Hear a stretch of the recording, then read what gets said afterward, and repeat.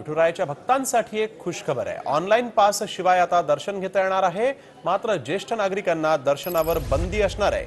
उद्यापासून 8,000 भाविकांना दर्शन उपलब्ध होणार आहे। रवी लवेकर आमचे प्रतिनिधी यावेळेस आपल्याबरोबर फोन लाईनवरून जोडले गेलेले आहेत। रवी, आपण बघतोय की ही विठुरायाच्या भक्तांसाठी खरं तर अतिशय महत्त्वाची बातमी, कारण मोठ्या प्रमाणात खरं तर लोक या ठिकाणी येत होते आणि ऑनलाईन पासची सक्ती असल्यामुळे दर्शनासाठी अनेक प्रकारचे अडथळे होते। आता ते अडथळे दूर झाले असं म्हणावं लागेल।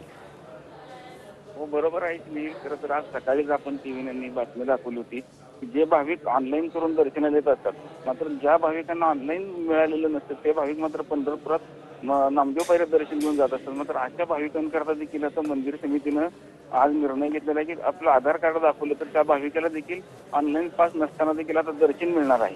त्याचबरोबर दररोज 4800 भाविकांना मंदिर समिती दर्शन देते, मात्र ती देखील संख्या आता उद्यापासून वाढवलेली आहे। जवळपास 8,000 भाविकांना आता विठुरायाचं दर्शन घेता येणार आहे। बिलकुल, धन्यवाद रवी, तुम्ही दिलेल्या सविस्तर माहितीसाठी।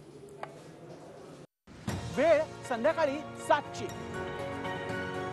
देश महाराष्ट्राची महत्वाची खबरबात जाणून घ्यायची।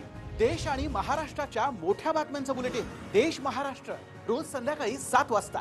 TV9 मराठी, काळजी तुमची, हित महाराष्ट्राचं।